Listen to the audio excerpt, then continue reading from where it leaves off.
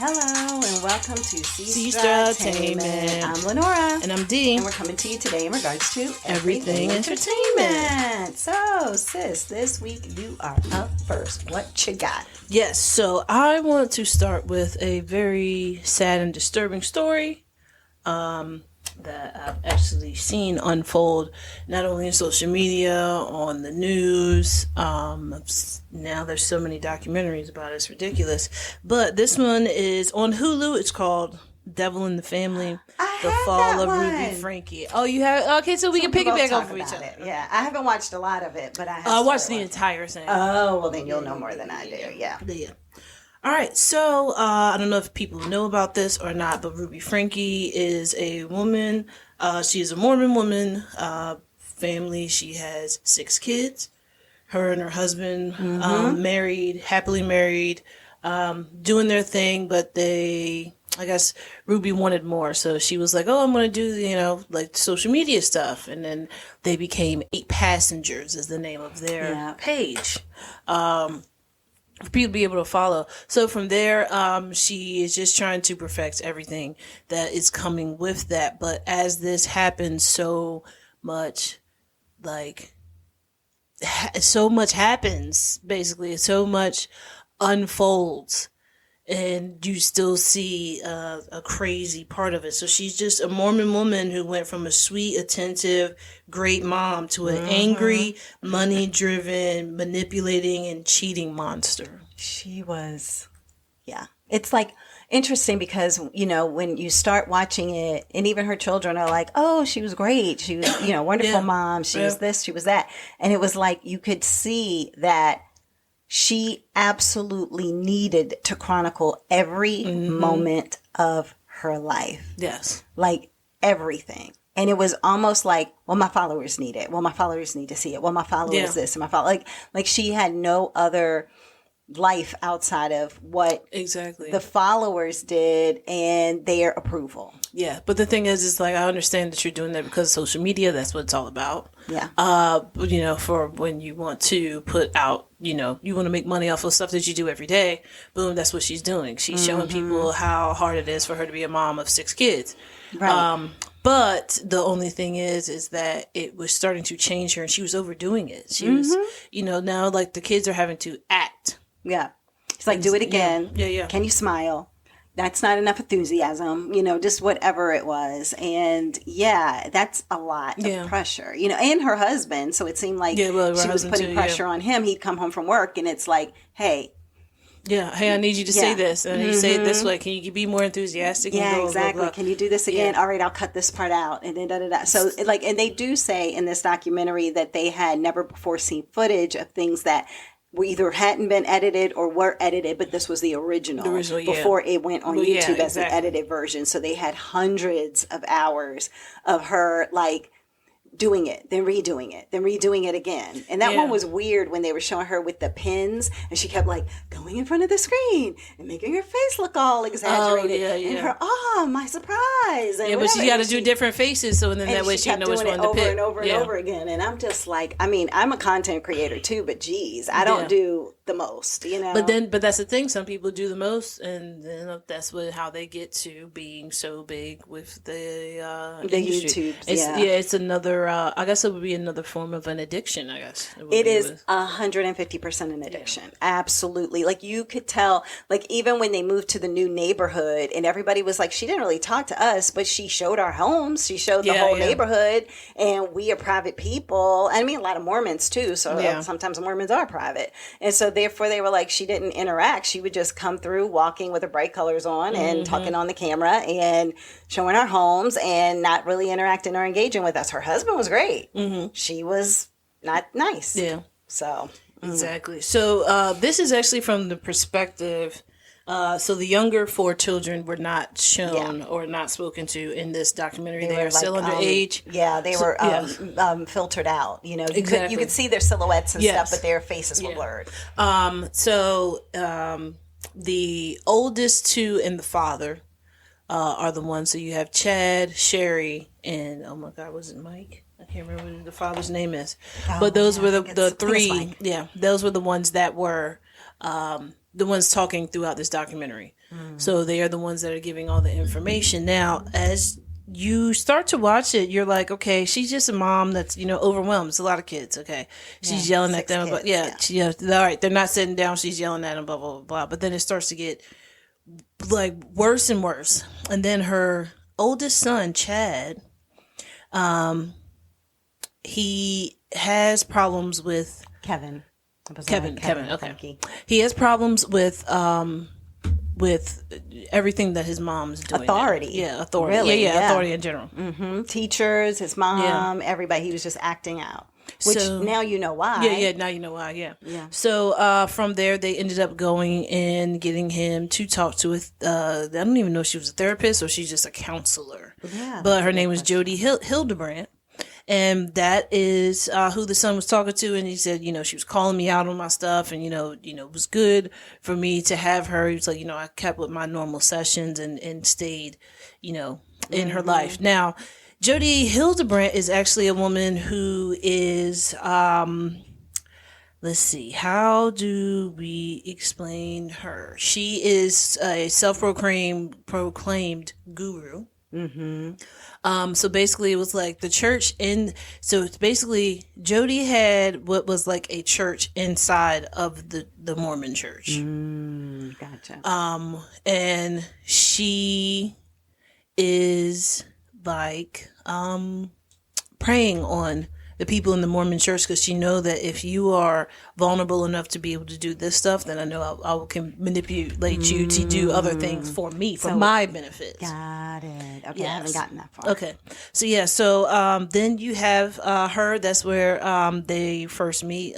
Ruby and Jody first meet. They are working together, with the son, but then also Ruby's like, oh, I'm going to join your group that you have. You have different groups. So she goes and joins the group. And while this is happening, things are going okay. There is a lot of things that we don't know about. It's not shown on social media, but it is talked about. But it goes into Ruby sitting there with Chad. And he was talking about punishments, and she was like, I don't really do like harsh punishments. And he was like, well, I haven't had my bedroom. I haven't had my bedroom for 7 months. So you took away my bedroom for 7 months, and you took my phone away. Yeah. And then the sister was like, he's sleeping in a beanbag downstairs, like in the whatchamacallit. He was like, yeah, for 7 months. And her response was, laughing, I didn't think our viewers knew that. Yeah, I don't think our viewers knew that. So it's like, bro, like what?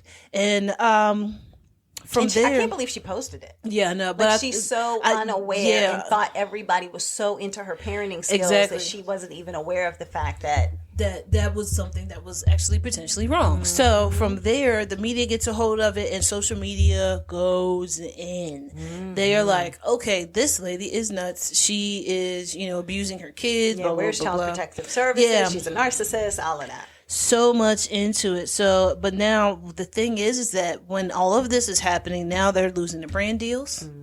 Other things are happening, and probably losing subscribers. Losing subscribers. Losing subscribers, losing brand deals, and talking to Kevin, the father, he was like, we just all thought it was part of the cancel culture, and that this is just, part of it. When we were good parents, and this was just part of cancel culture. And it's like, but no, you're not. Yeah. Well, and they took everything away from their son and had him living in the basement on a beanbag. Well, they said they gave him a choice. Yeah. That he could stay in his room or he could go into the basement on the beanbag, and he chose to do that. But he didn't have his phone. He couldn't have any games. He didn't have anything. Like, he was in a room with absolutely nothing in it. Yeah. Yeah. So, yeah. Also, and then, so as this is happening, they're losing all their deals and everything. Now, Ruby then decides, hey, you know what? I am going to think about what's happening, and this page is dead. I have to redirect the way that I'm going to do my social media now. So what she started to do then is went from being the super mom to the woman on her healing journey through the Lord and Savior Jesus Christ. And that's how her and Jody got super close. Then they start doing things together. Then there's like once they're doing things together, then it's they're doing seminars together. They have their own podcast. They're on YouTube. They're doing in a pod. Yes, and as this is happening now, Ruby is losing all of her followers because this is a whole different thing than what everybody who subscribed to her wanted to watch. They wanted to watch the family. Exactly. And now she's not really showing the family because she can't really show the family. Exactly. So they will get, all the bitter hate. Exactly. So from there, she is now, pandemic hits. Mm-hmm. Everything's all shut down. Jody Hildebrandt has, I guess, something like a nervous breakdown. I don't know what it is, but she kept saying that she was seeing things coming after her. I don't know. Anyway, but she was having fits. Now, there is a part in here that I'm like, her husband has been brainwashed multiple times from some of the stuff that was said. But Jody was having these fits and she had nowhere else to go. She was living in this big, huge mansion by herself. And Ruby says, all right, come on, we're going to bring her to the house. Yeah, tells her daughter, hey, in 2 weeks you're leaving to go to college, so you just give her your room. Mm-hmm. And the daughter was like, so I kind of thought it was weird that my brother's therapist was staying at our house, but then I didn't really think anything of it. What? Yeah. First of all, if your therapist is having fits and seeing things, they're not supposed to be your therapist. You might want to look for another therapist. Right. Anyway, that happened. She's now gone to college. Now, Chad is a demon in his own house, and he got to go. Now Kevin is a demon in his own house, and he got to go. So who's left? Just the 4 babies. Yeah, the 4 babies and her. And her and Jody. Wife. Yeah. So, did she keep her other following of the people with the church or whatever during all that time? Did they talk about that? Because they had some people that were talking about stuff, but mainly everybody was just like, she was a monster. She was a horrible person. So everybody knew that not both of them were horrible people. Yes. Okay. So now the thing is about this is that when I first saw all of this, and like all of this was actually last year. Was it last year? Last year on TikTok. No, when it was actually all falling apart. It was the video camera from somebody's where they Azon camera. Where they had a camera, just a police officer. They had it around there. The police officer camera. Okay. So that's the first thing that I saw. I didn't know anything about 8 passengers or anything like that. It was just saying like, it just said YouTuber's son, whatever. So the video that I saw originally is of the second oldest son. He had actually escaped Jody's house and had went to the neighbors and was trying to get help. And he was so nonchalant because he was like, hey, I was just trying to see if you'd do me 2 favors. This is the thing. The whole show starts with the boy ringing the doorbell, right? Yeah. And it was so sad because he rung it and he waited and he waited and then he started to walk off. And then you think if he had walked off and went back home. Yeah. If he hadn't gone to the next house or the next house or the next house. But it looked like those houses were pretty far away. Yeah. So I would hope that he would have, but thankfully that guy came out and was like, hey, what's going on here? And I guess he could tell something was going on because he just told him, hey, have a seat right there. Yeah, have a seat and tell me what's going on. Tell me what's happening. So, he was like, can you do me 2 favors? And he was like, well, what are the favors? And he was like, can you take me to a police station? And he said, well, I guess only one favor. Yeah, there's one favor. Right, exactly. And then it goes into the 911 call. He was like 12 or something. Yeah, he was 12 years old. And it goes to a 911 call of the man who house he went to, like breaking down on the phone crying. He was like, you could tell that this boy has been through some stuff. And then then from there it goes into you seeing saran wrap and tape and duct tape around their arms and everything. So I did not know until I saw the beginning clip of the video that was the same thing from that video that I watched from the body cam. Oh, you were like, wait a minute. I was like, wait, I've seen this. I watched this. Yeah, I watched this body camera. Yeah. Dang. Yeah. So then I was like, oh snap! Like that's the kid I saw a year ago. Like, I didn't even know that this was putting it together. Yeah. Did not even know. But yeah, so that is how it starts off, but that's also how it ends. That is the ending of all of the bad things that were happening by the hands of Ruby and Jody Hildebrand. You know, that was the ending of it. Now, they were arrested because that's something that's been in the news and all of that, so that's not like a spoiler. But how are the kids? Do they go into how the kids are doing? Like the 4 kids that remain, are they still with their dad? They don't talk about any of that. They don't even mention the kids. Yeah, so I'm just wondering, like, does the dad have them? They don't say anything about the kids, so I don't know if it's something that's like it can't even bring you it can't up. even bring them up because they're still underage. Yeah, they're all minors and stuff like that. And so, and the 2 oldest kids, I noticed the daughter did not call her mom.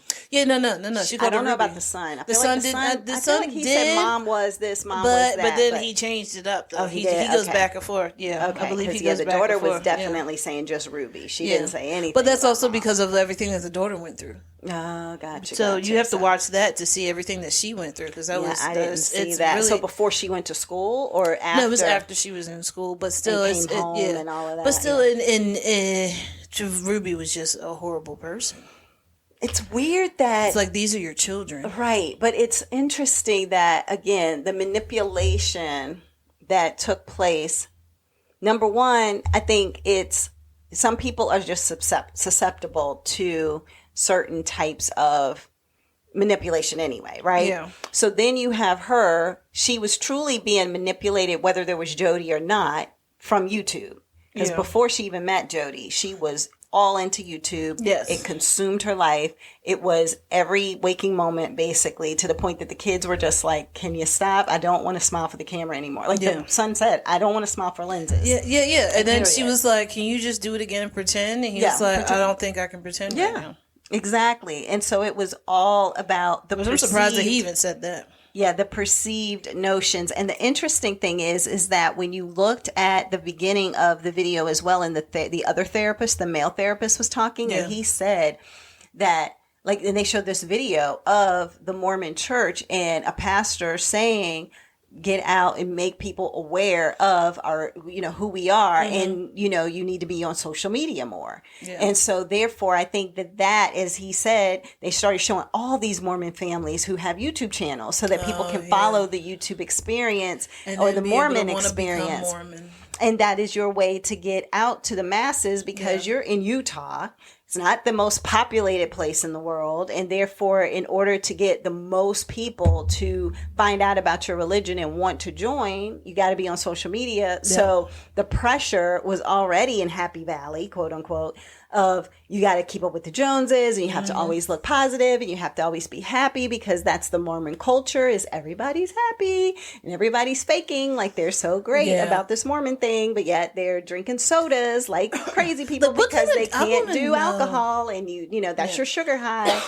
Sodas like crazy. And if I'm doing Botox, I guess I'm going to need laughing gas, because that is what I'm going to need to make me happy, and it's like, it's so a front, it's not anything real. And the unfortunate part to that is that I think for somebody like Ruby, she was trying to outdo everybody else. She started outdoing everybody else, because everybody was saying she was the top Mormon family, period. Probably one of the top YouTube families, period. Exactly. And so therefore it was like, you always have to outdo yourself, and you always have to outdo yourself, and you always have to outdo yourself. And she was even saying that some of the kids were starting to like age out a little bit, and that was frustrating for her. And I was like, this woman probably would have continued to have kids. Just so that she could keep the channel But going. she knew she wanted to have 6 kids, because she told John that she wanted to have 6 kids. Who's John? John Mike. She told me Kevin. He gave him 15 giving all different names. She wanted to have 6 kids. Okay, so that was part of her plan.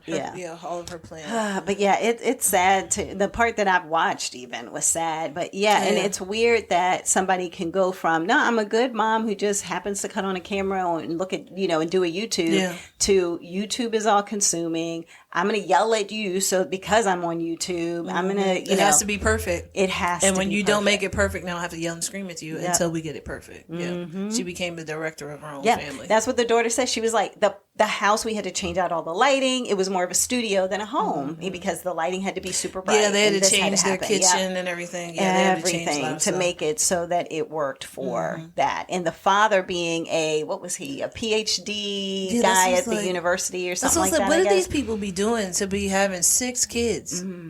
Well, and the son said we weren't poor, but Dad, had his PhD, but we had a good life. Yeah, but we weren't rich, but we weren't poor. Yeah. I guess they are middle class, and I don't know what that is for Utah. Yeah. But yeah, so I'm just like, it does make you wonder how women have those 5, 6, 7 wives, and then how do they afford all of that in the different houses? How do you do that, bro? Maybe they have their own YouTube channel because they did say the YouTube channel was making at one point $100,000 a month. Oh yeah, I did remember that. So maybe that's what they're doing. Everybody's got their own show or YouTube channel to start off with $89 and then shot up to he said it went at to $8,000 a month and $50,000 a month, $80,000 a month. Yeah, and I'm like, good gracious! So they were millionaires just from from YouTube.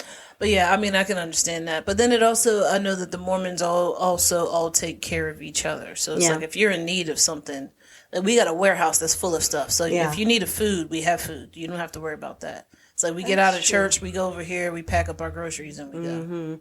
The unfortunate part is that it didn't seem like that was the Mormon culture with her and the other ladies in the neighborhood. Yeah, no. Now, I will say this.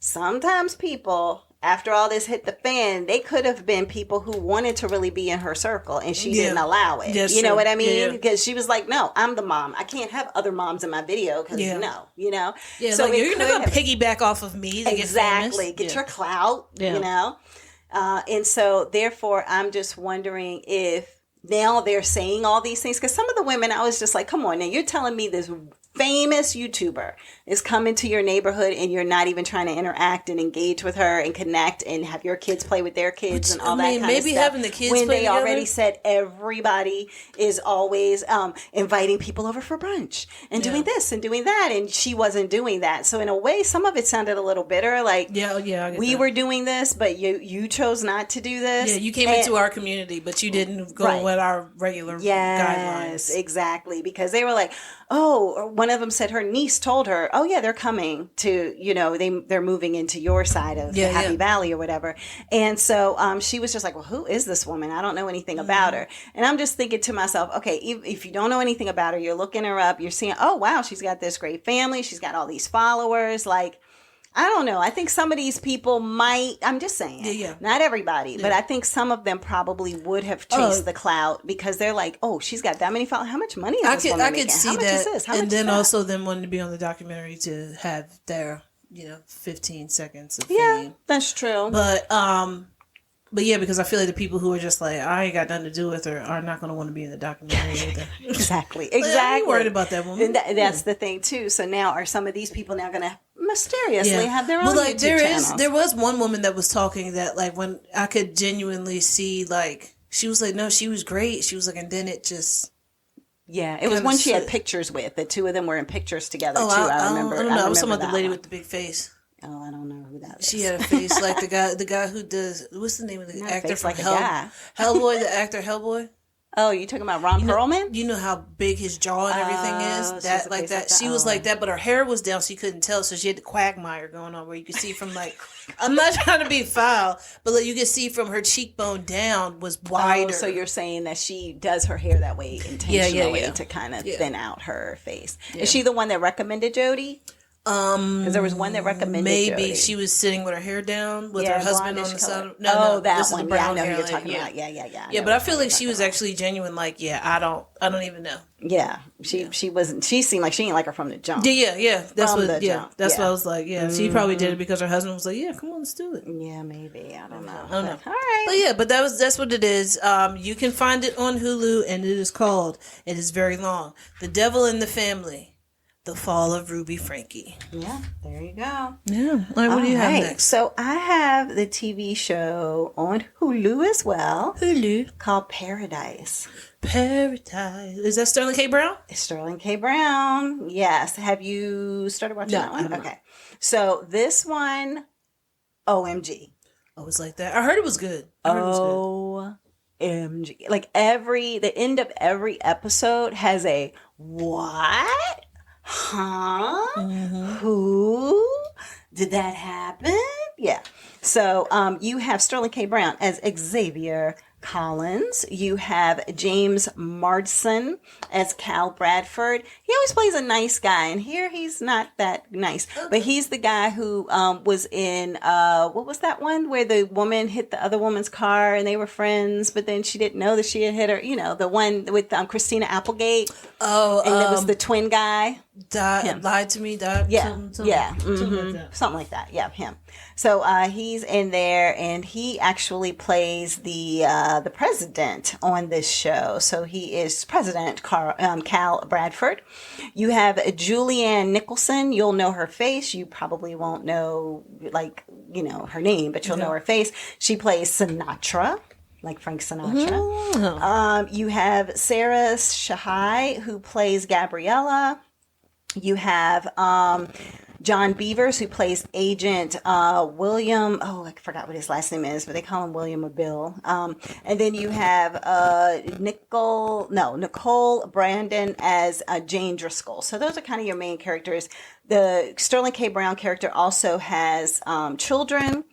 And they're in here as well. And there's a little bit of a dynamic with the kids also. But long story short. You know what I've noticed is that we have a lot of good shows that are out and a lot of good movies that are out that are not the normal leading actors that we always see. So like with this show right here, any other time it would have been a whole bunch of people that we would know. Like, I mean, you don't think Sterling K. Brown? Oh, yeah. The other ones. The other ones. Like, so these are now just people that you've seen on stuff before. Gotcha. You know what I'm saying? But like now we have people who are actually being like lead characters on stuff. Yeah. So that's what I'm saying. It's like supporting versus lead. Exactly. Like they're moving from that. Yeah, they're gotcha, moving away. Gotcha.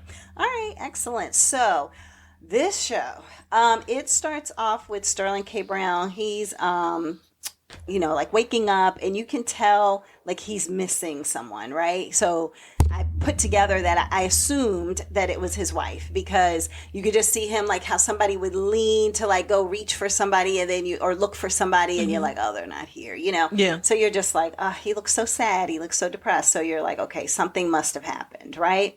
He's touching the pillow, the whole 9 yards. You see him getting dressed, and you also see that it looks like maybe he's been shot at some point in his life, because you see like an exit wound from a bullet, and you're like, okay, interesting. And you see him, making breakfast for his kids. You see him going for his run. You see like the whole city and town, and everything's looking very Mayberry, right? And you're like, okay, cool. You see that he is an agent, so he starts talking to William's character, and Agent Bill, and you're just like, okay, so he is somebody important in this particular show. And it goes back and forth quite a bit too.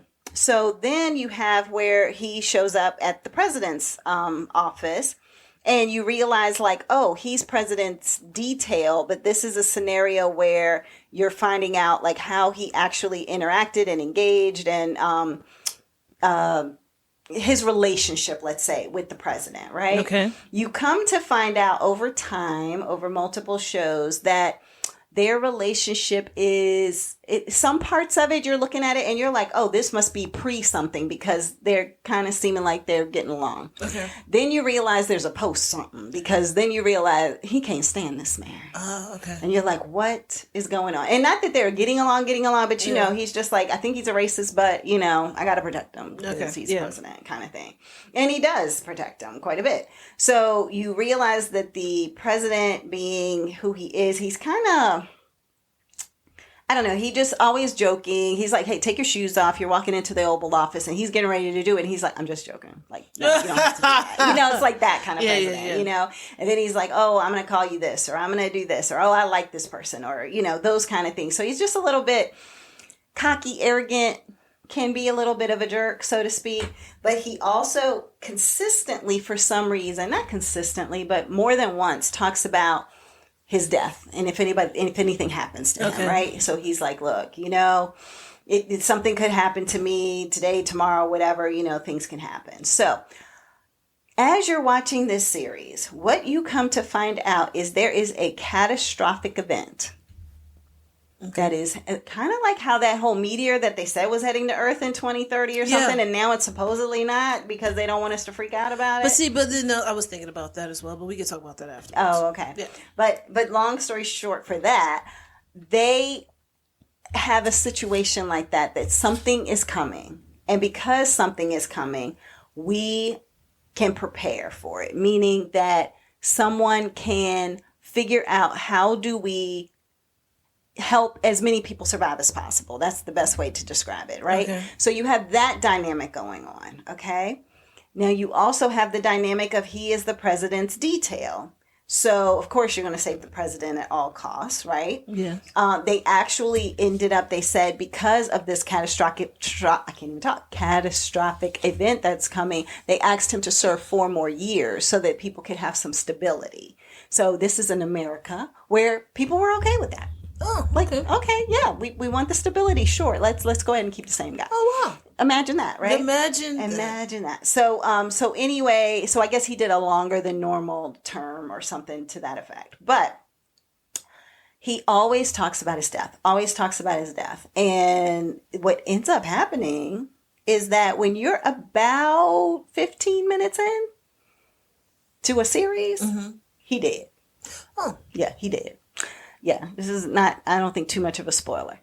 It might even be in the trailer. I'm not sure. Yeah. But, yeah, so he's like, blood everywhere. Oh, it's Sterling gory. K. Brown walks in and is like, dude, like, where's the president? He was supposed to already have come downstairs. And they were like, oh, no, he hasn't come down yet. But he was drinking last night, so, whatever. For some reason, he drinks a lot. And so Sterling K. Brown. He is the president of the United States. Yeah. So Sterling comes into his room, sees him, and then immediately in his, secret agent style is like, what do I see? What am I noticing? What's going on? Oh, I see 2 glasses of wine. Okay, that tells me he had company, but his wife ain't around here. Whose earrings are those on the nightstand? Why is the door open? Why is there blood on the patio? What's this? What's that? Why does it look like somebody has jumped out of the what do you call it? Out of off the terrace, like into some bushes. Yeah. Like everything looks all disarrayed, right? Wait a minute. Hold up. Where is the football? Now, what happens is every president has a football. Meaning it's a box that has all the codes and the nuclear stuff and everything. So the football is gone. Okay. So you're like, who broke into the safe and stole the football? So then he really freaks out and he's like, all right, can y'all lock down the facility? And then they're like, what's going on? What's happening? And Doesn't matter. Just lock it down. That's what he was basically like, look, I need you to stop asking these questions. I need you to lock everything down. They're like, what's going on? What's happening? And he was like, look, we might have a situation, just lock everything down, right?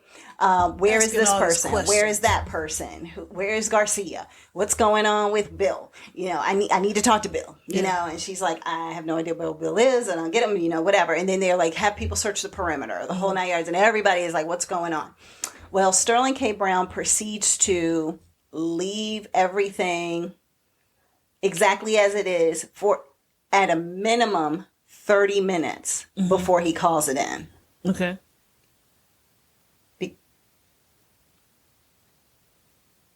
Before he calls it in.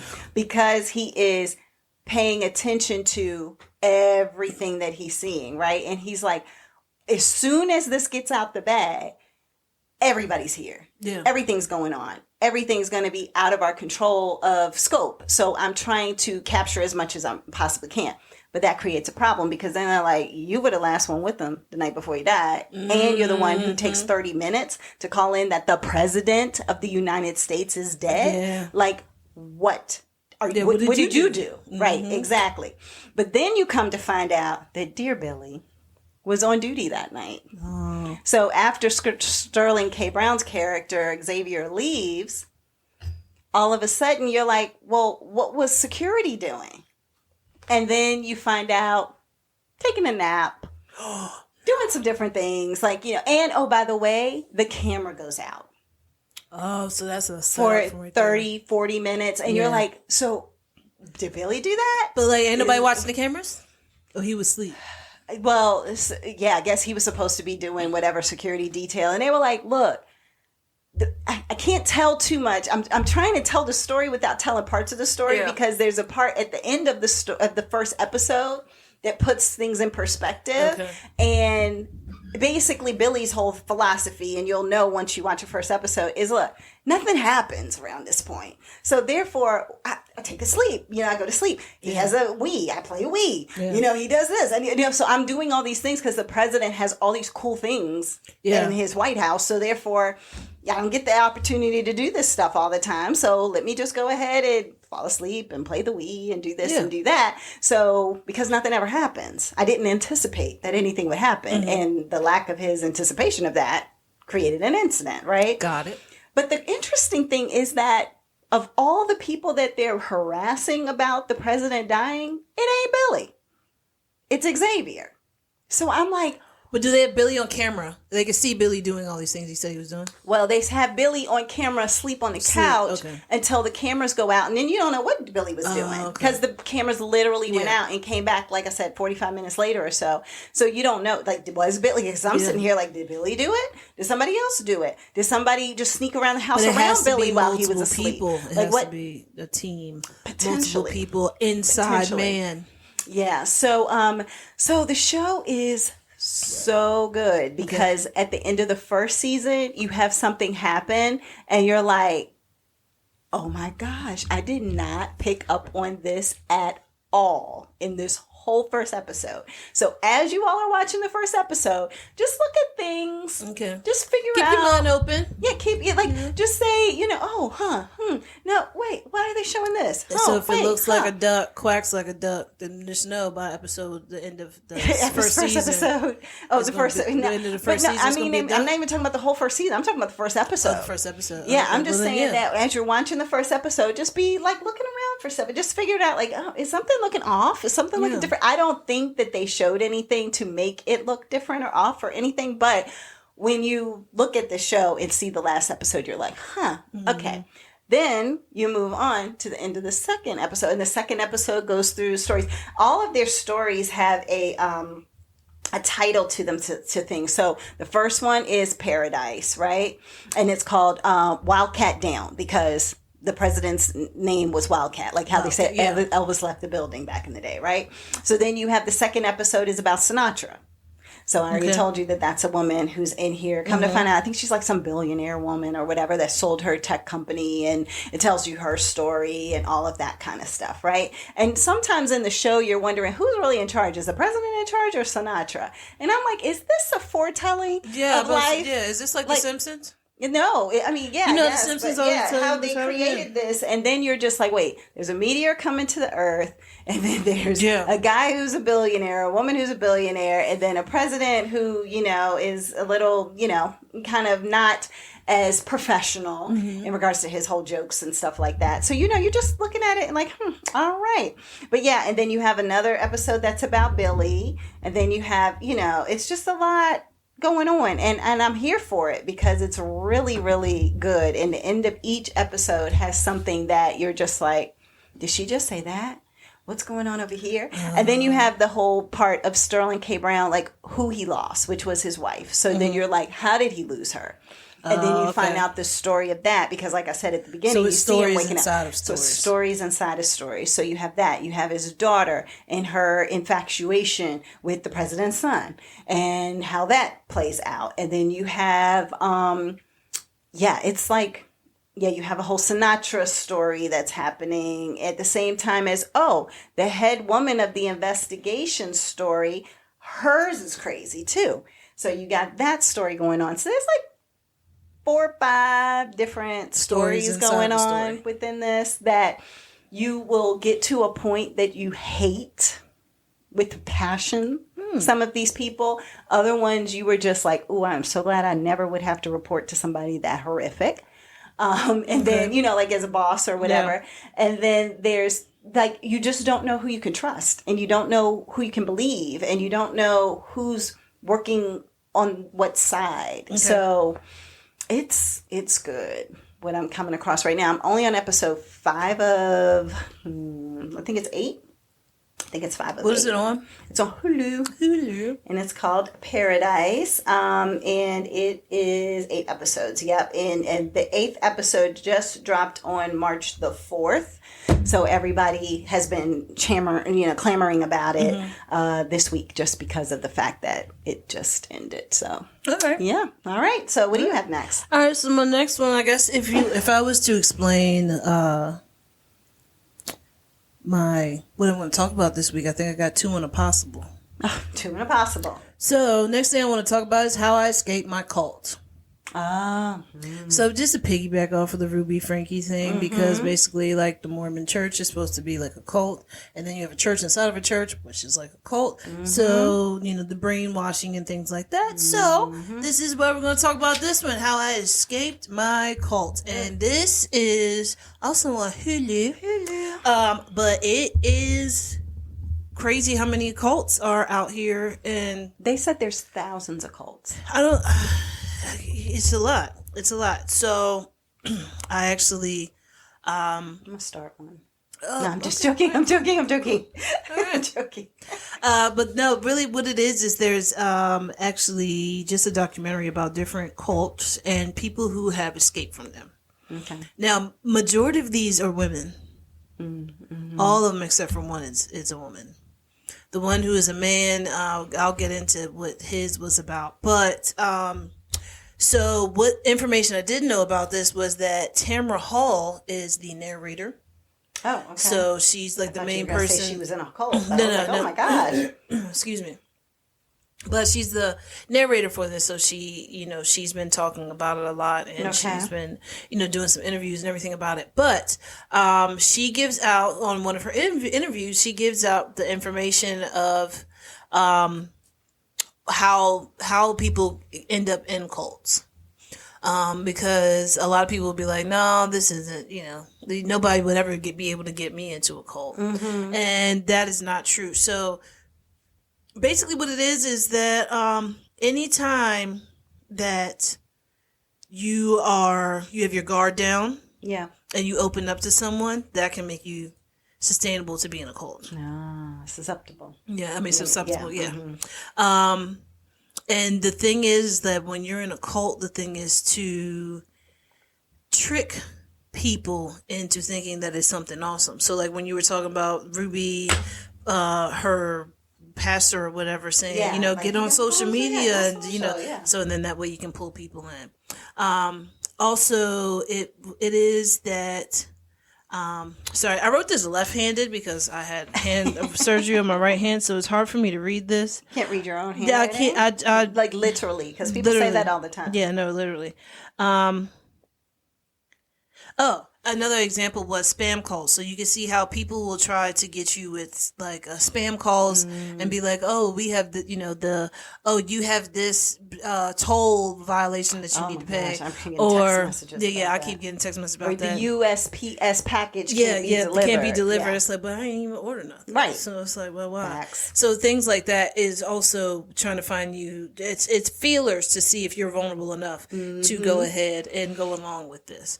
So, a lot of the people who were in these, like I said, were women. All of these cults, everybody's having sex with kids. What? Every one of these cults, everybody's having sex with kids. I'm like, what? How many cults did they go through? 10, Okay. 8. Hold on, wait. I will tell you exactly how many because I just pulled it up. Yeah, 10 different cults. 10 different cults. Some of you heard before, some of you haven't. Just to go over some of the ones that you probably heard before. So you've heard of Nexium. Yeah, New Nexium would be on the list. Yeah. They have Keith Raniere. Yeah. What is the other one that is the Word of Life Church? I don't know if you've heard of that one. I've heard of that one before. I know Twin Flames. Twin Flames is not on That's this not one. on the list? Okay. No. But it's these ladies talking what was about that the things country that they went one? Wild Country. Remember that I don't remember the name of the cult, but it was a Netflix movie. Oh, yeah, yeah, Wild with Country, the or everybody guru. with the purple and the Yeah. gurus. Yeah. But yeah, I don't know what that one was. Okay. But then the crazy thing is like how many people have actually escaped some of these cults. That's true. And how many people have died because of these cults. But yeah, so a lot of the people are talking about how A lot of the women were talking about how they were young, forced into having sex with grown men who were like the leaders or whatever, at a very young age, usually anywhere between 8 to 12, maybe 13 being the oldest. Also, there was one woman who was talking about how her father had, he had a wife and kids, but then how it ended up working out was that he was such a horrible human being that he didn't see his children as children. He saw them as his followers. So therefore he told his daughter, hey, your mom doesn't do it for me anymore, so now you have to now have my children. So he told his daughter that his daughter had to have his child because his daughter was not his child, it was his follower? No. How he saw it That's was what I'm like, saying, in his mind. In his mind, yeah, you're just my follower, you're not my child. Like, that's how he saw it. Everybody was just to follow him. They were in the middle of the woods. They were in the middle of the woods, and they just kept moving a couple of different times to different places, and they moved in the middle of the woods, and it was like, the way that they, like one girl, the way that she had to escape, her and her sister, they had to wait for their father to leave, hop on the snowmobile, ride the snowmobile when they knew it didn't have much gas, then get a white sheet to put over them while they hid in the snow while they heard their father looking for them. Good night. Until they could get somewhere, and I think it took them a few days before they could actually get somewhere. It really puts in perspective life, right? Yeah. And you're just like, everything might not have gone exactly as to plan, but there's always somebody who has a much worse scenario and situation that they're living through and going through that you're just like, how do you survive that? How are you still functioning? Exactly. Ugh. And because so I from to piggyback off of this, I'm looking at some information about it, and there was a TEDx talk on how to spot a cult by a woman named Sarah Edmondson. What's this? What And does she say? so she gives out the main things that is how you can spot a cult. Okay. And the way that she says it, she's like, it's very nonchalant and you won't even recognize it, but it's Until it's too late. Yeah, until it's too late. So she's in like, one right now. right, exactly. That's what I was like, oh my God, are we in cults right now? So it was like one of the things was like, she was like, you don't recognize it. She said, it could be something like, hey, you want to come to my CrossFit class? Or, hey, do you like boba? Hey, can you come to this meeting? How we're doing this, and then that's how it just piggybacks from there. Well, but the thing is that human nature is that, and actually, I guess just nature in general, is that you like community. Yeah, I right? had that, yeah. And So, it's like animals, like how you just don't see one. The other everybody day, wants I to thought, believe and belong. Yeah, that's and what it is. I thought the other day I saw one geese by himself, a goose. And I was like, I don't ever see just one goose walking around in a big old field of, grass by itself. And then lo and behold, as I was driving past, you could see over the edge down the towards hill. where over the hill and down towards where the water was. And that's where the rest of them were. And I was like, oh, okay. I was going to feel bad for him because he was by himself, or she, I don't know. But anyway, and then it hit me like, why don't I ever see like one? But then you think of just anything in nature, right? Everything's a herd, everything's a tribe, everything's a, whatever the plural name is for even animals. Yeah, exactly. And humans are the same way, if not worse, because of the fact that we have the ability to have intellect and conversation and engage and interact and have attraction and blah, blah, blah. So a lot of times it's like do you need to be seen, heard, and feel like you belong? Yeah, absolutely. Yeah. The only one that it didn't go into sex with children was one where the guy was infatuated with his grandfather. His grandfather was like the head, or his great grandfather, something like that. Somebody like that. The head of the cult was the head of the cult or whatever. But he looked up to him until he found out he saw his grandfather sleeping with another woman. And then from there, it was like he started to get more and more information. He said for a while, people weren't telling him anything. He was like, he would ask people questions. They would just get up and walk away from him. Wow. So then he ended up realizing that some of his cousins, his family members, and some of the other followers were becoming a gang. So if you did anything that was against the way that the one man who was his grandfather was the leader, then this was an Amish community, an Amish cult. Then they would come and they would shave your head and they would shave your beard off. So they would do that to humiliate. Because that's the whole purpose of to humiliate you. And they said it got really bad to where pictures and everything, like some people, they actually scalped them. Like, oh my goodness. You have a razor blade and then you go and do it, and now you have a nick of somebody's head, you know. Yeah. The hair's not going to grow back then. Yeah, exactly. So or in that spot. Yeah. So it just became a gang that way. So that's where he was like, yeah, I had to get out. And I think that the cult is still going. Like, I think a lot of these cults might still be going. Some of them are, probably. You have that one with the woman that died and they still were worshiping her in the bed. Yeah, with the colloidal silver. Yeah. Oh my gosh. It's too many. It's a lot of cults. And, I mean, it's crazy that there is so many cults, but I mean, I get it. But the only thing is that people, I wrote this down, it says that, can you read it? People, people want to believe that other people are good because they are good people. Right. So, and then you're good people until you're putting your goodness on other people who aren't good. And then you become a bad person.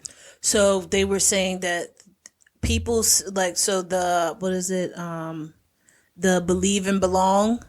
They want to believe people are good and they want to belong to that good group. But it's not until they actually get their talents in you that you realize that you're not, but you're too far gone. So sometimes you can't see that it's wrong. Yeah. Because you're so far in. You're so far along and then that there's you're just like, no, it can't be because then that means I'm the idiot. Exactly. And I can't be the idiot. So I have to continue to go on this path because it has to be right. I'm making it right. I'm going to force it to be right because I believe that it's right. Yeah. So this is just a lot of stories about things like that and, you know, brainwashing. And you know what?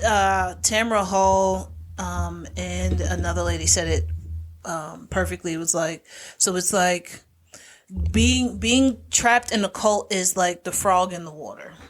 So you take a frog and you put it in cold water, put it on the stove, and it slowly heat it up, and they don't realize that it's getting hot until it's too late. Yep.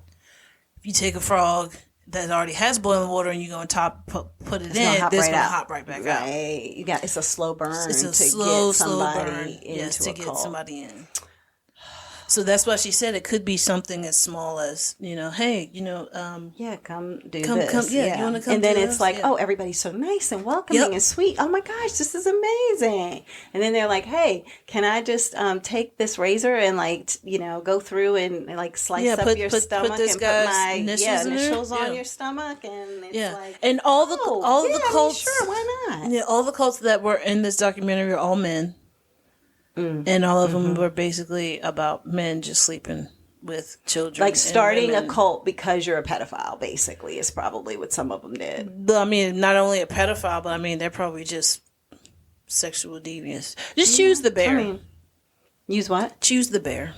Choose the bear. Yeah, you don't know about that? No. We've talked about this before. Oh, did I miss it? If you were a woman alone in the wilderness.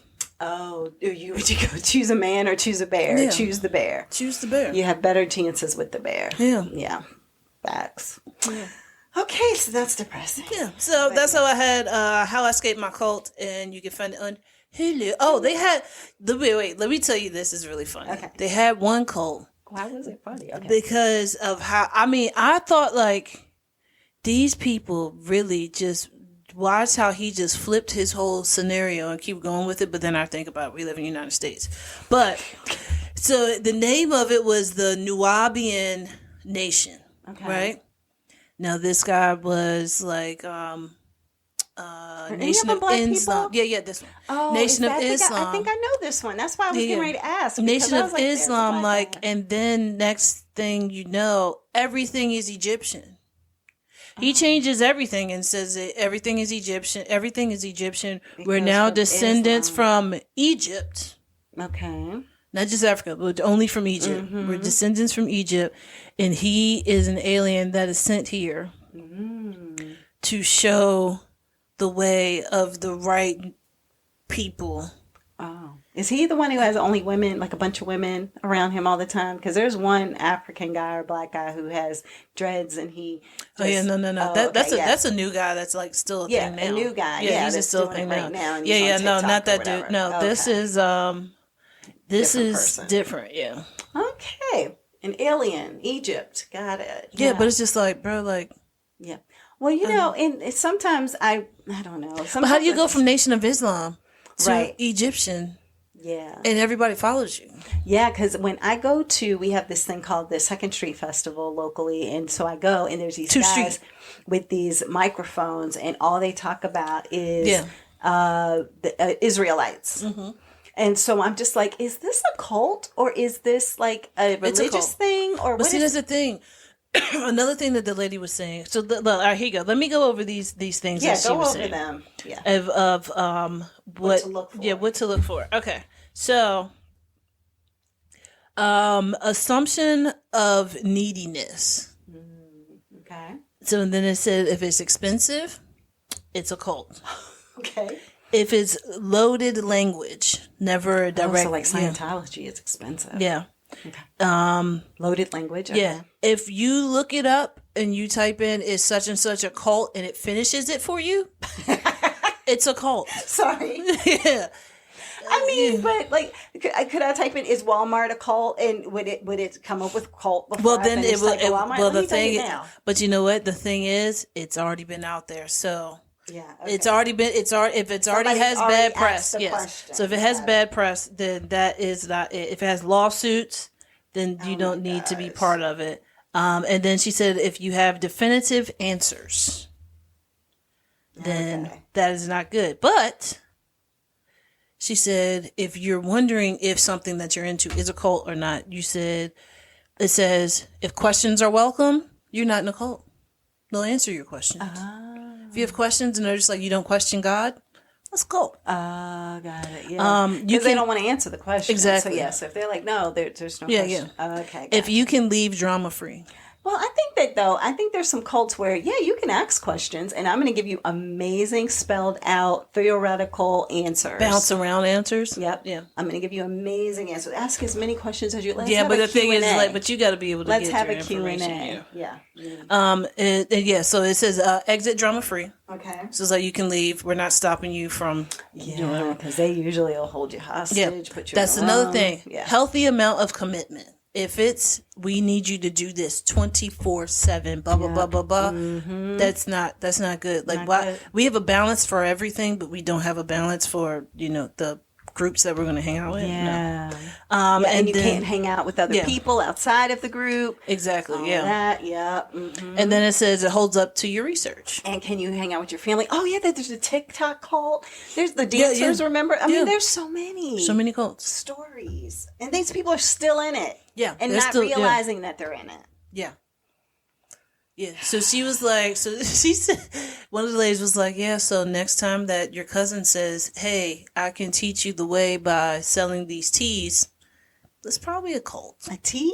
Like, T-shirt? Yeah, no, teas, like teas Oh, and herbal herbs. teas. Yeah, yeah. She was Oh. like, then that's probably a cult. Oh, my God. So are they saying that every, like, network marketing company and all of that is a cult? Like, Well, I mean, I guess it only depends on what you're doing with it. If you're I mean, putting if all they're your money selling into stuff. it and you're not getting anything back, or you putting, I guess it's the more of the, are they giving you answers? Or can you look it up and find information that they've had lawsuits for different stuff? Is there anything that's saying that it's a cult? If there's, if they're going to ban you and treat you differently Yeah, if you try to exactly. leave. Exactly. Because I was like, are they trying to say, like, Mary Kay is a cult?